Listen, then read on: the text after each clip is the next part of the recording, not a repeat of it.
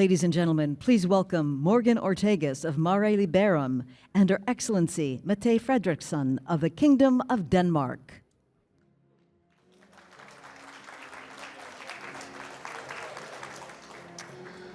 Good afternoon. Welcome to another Concordia Summit. It is such a distinct privilege and honor for me to interview the Prime Minister. I know that everyone is running around for you in General Assembly week, so we're just going to jump right in. You know, one of the things I wanted to start off at the top is to remind everybody we have a decades and decades long bilateral relationship between our two countries. And in fact, after 9/11, your country did not hesitate to come to our aid. You were involved in the war in Afghanistan. You lost over 50 troops, over 50 lives there, several hundred of your countrymen injured in Afghanistan. I think that context is important as we take on the challenge of Russia, Ukraine. We still have a resurgent ISIS. Of course, we're very focused on the threat of the Chinese Communist Party. I think it's important to remember from a bilateral perspective that we've fought many challenges together over the decades. How would you assess the U.S. Relationship with your country now? Well, first of all, I agree with your starting point, and I am transatlantic in my heart. I believe, from a European perspective, that the only way to ensure our population's security, prosperity, is in a very, very strong relationship with the US. I agree and now it is quite a number of American presidents when they have said, you have to do more in Europe, you have to do your homework, you have to be able to defend yourself.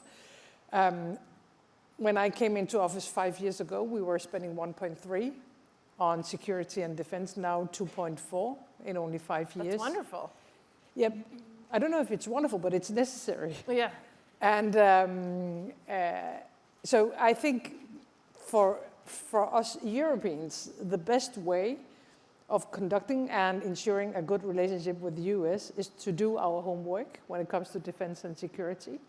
And the transatlantic alliance is, I mean, it's the strongest security alliance we have in the world, and we have to ensure it also in the future. Well, you also said something recently that caught my attention. I'm going to paraphrase, but you essentially said that NATO countries that have been donating weapons to the fight in Ukraine should essentially, allow the Ukrainians to use them as they need to, and I think that includes offensively. Can you sort of explain what you meant and what you think a NATO country should be doing? Well, first of all, I think it is extremely difficult for Ukraine to win this war, and I think they need to win the war with one arm on their back. I think we have delayed the defense of Ukraine too much in all these a bit academic discussions now for 2.5 years. What should they be able to do? What kind of donations were we able to give, and so on. I think all of us have to see what is going on globally. For me, the war in Ukraine is not primarily a question about Ukraine. This is primarily a question about Russia and their imperial dreams. Look what they are doing. A stronger cooperation with Iran and North Korea. I don't think it would be possible for Russia to have a full-scale invasion in a European country without help from China. Look what Russia are doing in Africa, in the Sahel region. Yes. In the Middle East, look what they're doing with disinformation, cyber attacks, hybrid attacks in different European countries and other allies.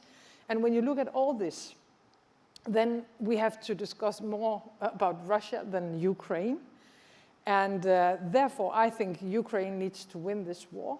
It can only be a possibility if we, instead of talking about what is possible for us, put it the other way around. What do they need to win the war? And then we have to ensure that it's possible for them. We're getting new leadership, and thank you. We're getting new leadership in the European Union, or you all are, and we have a new head of foreign policy. As you think about what the EU and, of course, NATO countries should be doing to step up for these, to tackle these global security challenges, what do you think we as Americans should expect out of the new EU leadership? I think, first of all,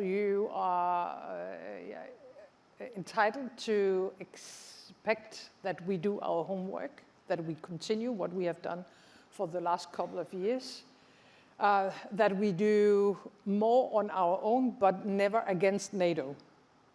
So I support everything we're doing internally in the European Union now when it comes to, especially work closer together on production lines. We have to speed up and scale up, by the way. That is one of the reasons why we now, as Denmark, support production lines inside Ukraine, because they move faster and quicker than anyone else. But, all the things we can do in Europe to strengthen our cooperation on security and defense is positive, but never against NATO. But yes, you can rely on us, and you can expect that we do our homework, that we do more, but it has to be always in a very, very close cooperation with the US. And then I think US should be able to expect from us that if you ever need our help, for example, in the Indo-Pacific region and area, then we should be able to help you. We've had this conversation for many years now about sort of how countries around the world are aligning themselves, democracies versus autocracies, who's teaming up. You were just talking about Russia and China. We know that they've teamed up with North Korea and Iran, and what I've called a supply chain of terror in the supply chain to rearm each other with ballistic missiles, with drones, with munitions, and other sophisticated hardware. As we see Russia and China teaming up with Iran and DPRK especially, how can the United States and EU and other like-minded allies and friends in Asia and around the world counter that? Because that's a pretty powerful alliance. Yeah, but first of all, I think this underlines that the war in Ukraine is not a European war. It is a war with huge global consequences, and it cannot be seen as a European thing. Right. Secondly, when they are teaming up, and I agree with you, wording on it, then we have to team up as well. First of all, transatlantic, but also with other international partners. I mean, now we have been able to organize a much stronger cooperation between NATO and, for example, Japan, South Korea, Australia, New Zealand. They are participating now in all gatherings in NATO when we have our annual meeting. I think that is extremely positive. Yes. I think we have many other partners who look at the world society with the same eyes as we do, that we want it to be rule-based. We want a multilateral framework to work in, and we want all countries to respect the rules we have, whether we are talking about security or trade or other things.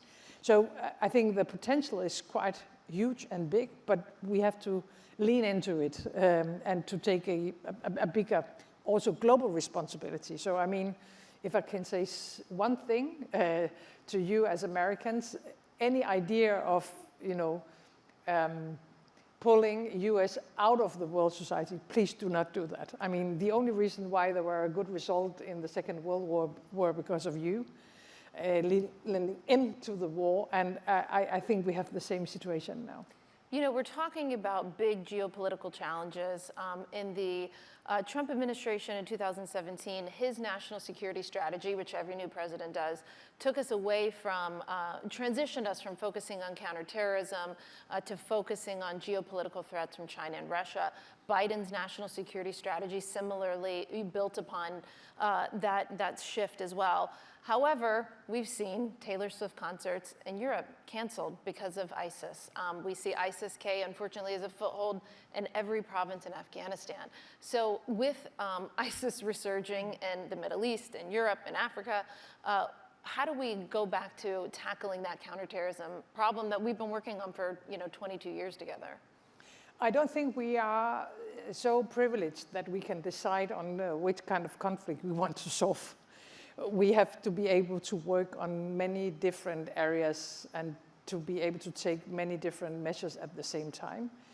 I think, of course, it is right to focus on the big geopolitical picture, but when we're talking about terrorism, the risk of terrorism is rising now. Mm-hmm. It's changing a bit from the Middle East into Africa. If you look at the changes in the Sahel region, it's really bad for all of us globally who believes in human rights, in democracy and prosperity.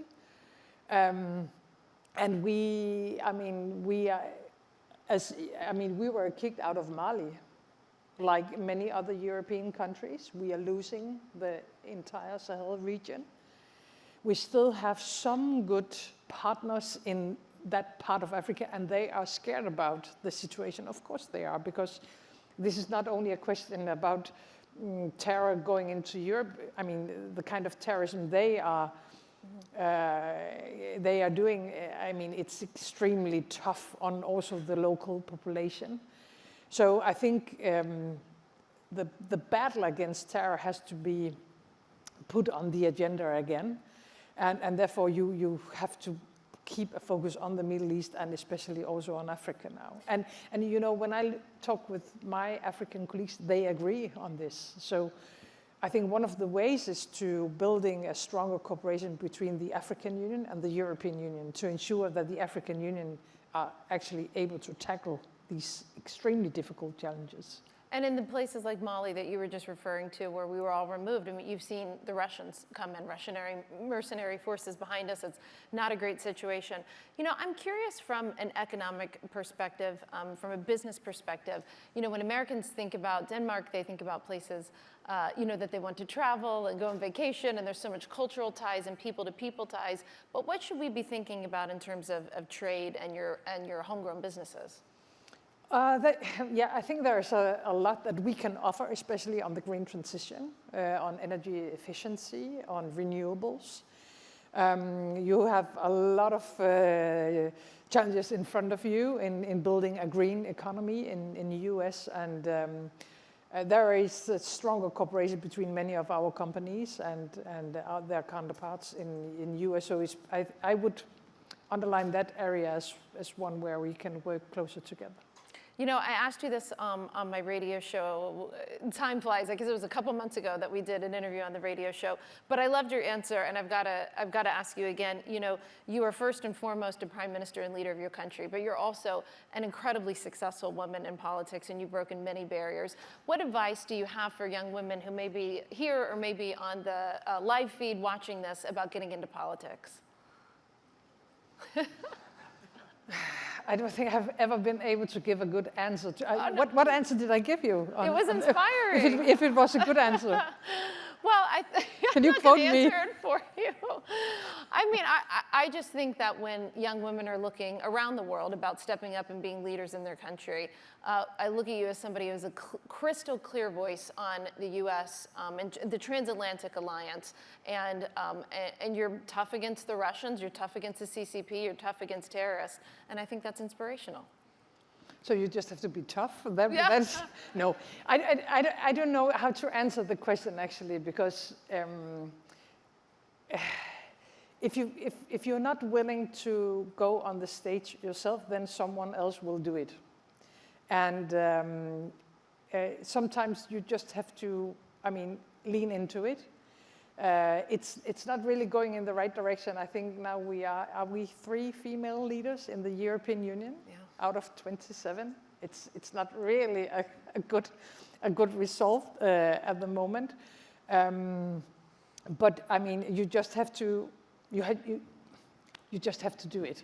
You got to be the instead of the man in the arena, which is a famous American quote, you got to be the woman in the arena. Yeah, I like that.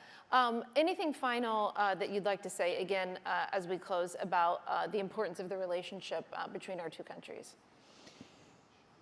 Well, I don't think that none of us will be capable of ensuring our own people or the world society without a very strong transatlantic alliance. We have never had any good results globally with US outside the arena, only when US is inside it. And the world is getting more fragile, more insecure. All the crises, all the challenges are interlinked, so we have to work extremely close together.